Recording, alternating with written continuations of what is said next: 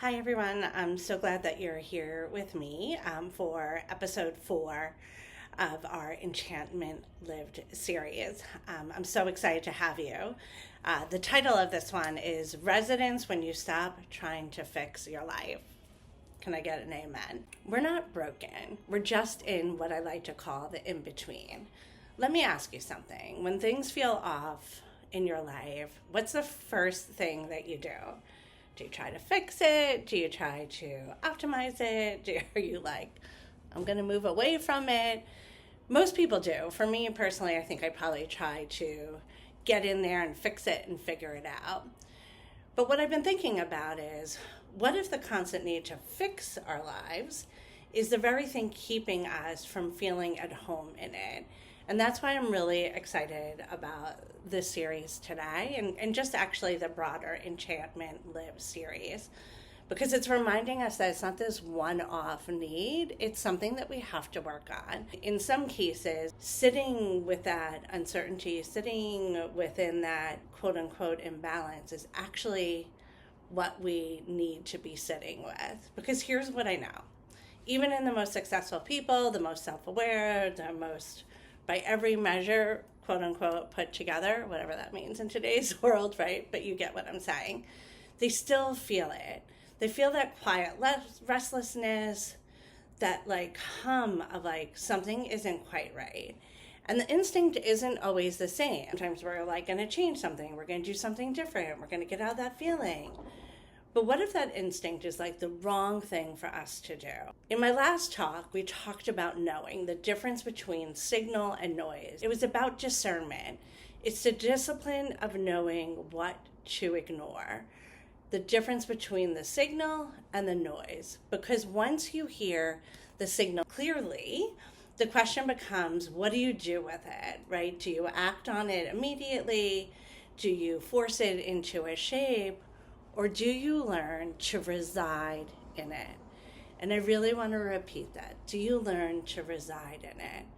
Maybe not having to make that decision this or that, but you simply reside in it. This is where I kind of want to go a little bit deeper. Residence to me is not a metaphor. It's like as a practice, because I feel like we show up, we perform, we manage, right? I've been talking about that. But very few of us take the time to learn how to reside in all aspects. Residing is not settling, it's not giving up, it's not like a passive acceptance for everything that's around us, right? It's actually quite different. Residing is the active choice to remain present inside your life, even when it's unfinished, even when the picture isn't clear, even when the balance hasn't yet shown its true colors. To reside is to say, I am here, fully here, not waiting for conditions to improve before I inhabit my own life. I'm simply residing within it. It's one of the most powerful things I have found in my own journey. The ability to sit and reside in a place where I'm not sure what is next. I'm not sure what maybe I'm seeking, but that's okay. That's in the beauty of it. And I'm going to make this come alive. I want to share with you a story because I feel like you're all in my little circle of trust here, right? Because it's such a great example of like how, for myself, residing in a situation maybe didn't look the way that it should, but actually the learnings that came out of it were quite magnetic. There was a time in my career, I would say it's probably like mid-career kind of trajectory, where I genuinely knew, like people, I just knew, that leadership and I were not seeing eye to eye. And it wasn't about my work product. I tried so hard. I invested so much time. I had a lot of, invested assets within the company.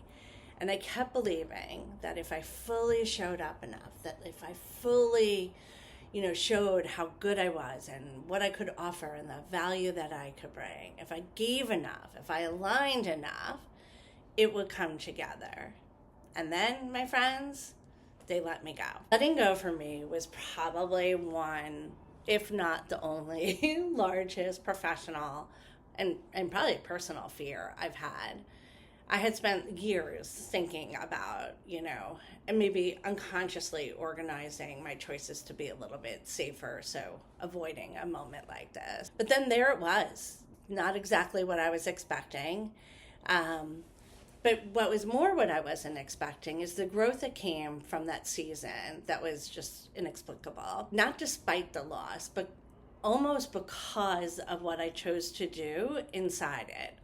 And what I mean by that is I chose to honor the process, even when the process felt wrong, on almost every level. I felt wronged. I felt like I had a lot of emotions. But even during that, I honored each of those emotions. I wanted to feel everything that was happening within this situation.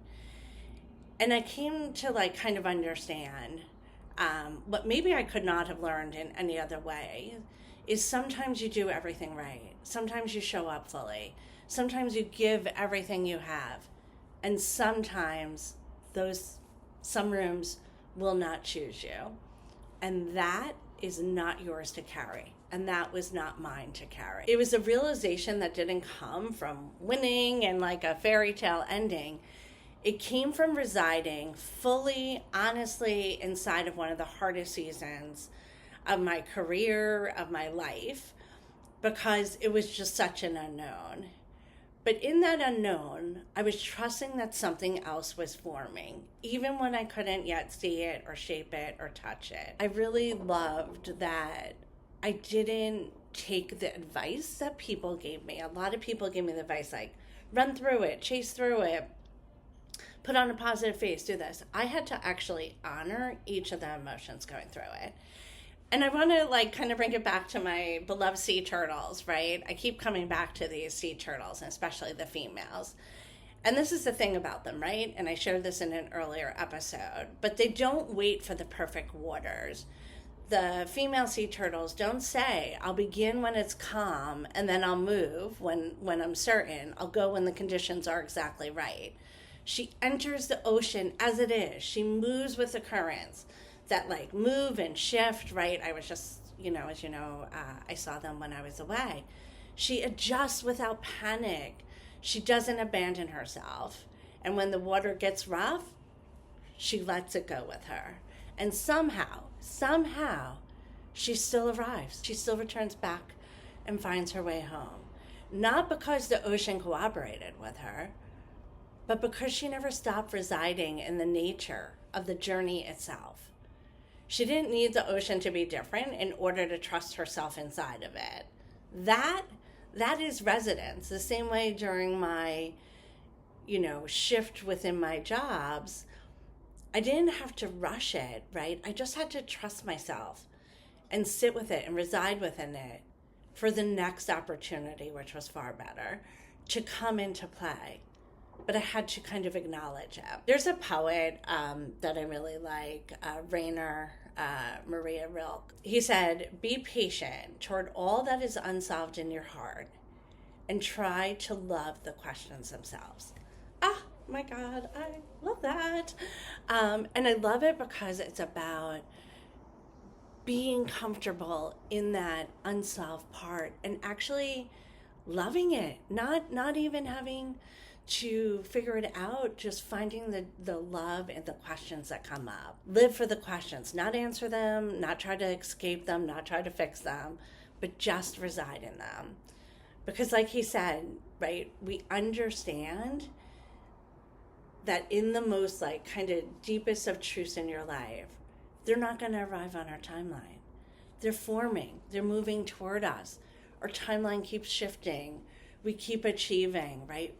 But only does that magic happen if we stay and reside within the moment. We've been conditioned to believe that discomfort is a signal to act. That if that feeling feels off, right, fix it. If something feels hard, change it. If something feels uncertain, escape it. And sometimes, yes, that's wisdom. Sometimes I'll say, well, what can I control and what can't I control? And at the same time, when I realize what I can't control, is probably when I signal back to myself to honor that process, right? To honor that uncertainty, to ride in it, to understand the questions I was asking myself. Because sometimes what feels like this misalignment is actually us just becoming. What feels like something is wrong is actually something that's forming. And I think it's like those of us that can sit with this and understand it, the ones that learn to tell the difference between the noise that should be ignored and the signal that should be loved through, those are the people who arrive somewhere real. And in a world full of fakeness, that's what I want for all of us. I want us just to feel that realness. I want us to show up together in however those paths cross. Not everything in our lives are meant to be fixed. Some things are just meant to be lived through until they reveal their balance. And this is what I've come to understand. I've been thinking a lot about the word fulfillment. And we think fulfillment is this feeling we get when everything finally lines up, like career clicks, uncertainty, is gone, balance arrives. But I don't think that that's fulfillment. I think that's relief. Fulfillment is something quieter. It's something deeper. To reside truly reside in your life, to feel fulfilled, not because everything is good, but because you trust the balance of it all. Because you trust the balance of it all. And that balance will sway one way, it will sway another, and that's okay. You trust what is unfinished is still folding, right? We trust that what feels uncertain is still moving. You trust that the present inside this moment is not the final moment. It's not weighted, that it's not passive. That is one of the most disciplined, courageous acts we can choose. I want you to try something right now, okay? Because I believe in this so much, and I want you to do this with me. Ask yourself this: what if nothing is wrong? What if the thing you've been trying to force or flee from is actually a season that hasn't finished shaping you yet? Can you relate to that? There's still areas in my life, right, where I'm still going through this, right? And I hope I always go through this because that means I'm constantly growing. But where I'm learning this, where I catch myself trying to force the answer, trying to rush the resolution. So trust me when I say I'm in this with you, and that's why I love doing these series and kind of connecting with you all, is because I'm going through this. I'm standing here because I know what it costs to not practice it. What would it look like to just stay a little longer? Not because you're giving up, right, in whatever situation this might be, but because you're finally willing to reside in it. I really hope you share with me what comes to you with that. You can leave a comment, you can reach out, but I love learning from all of you as well. Enchanted Live isn't about creating a perfect life.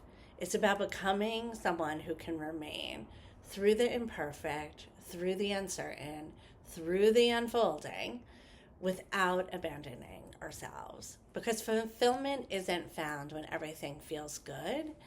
I really believe it's found when we trust that the full picture is still coming together. What if the life we've been trying to fix is actually working for us in ways we can't see? I just love that. I love that so much, like in my heart. I really think about that. This is Enchantment Lived. I'm Cheryl Papilla, and I hope I'll see you in the next episode. And I really, really hope that you took some type of nugget from this and that you join us for the next session. Lots of love.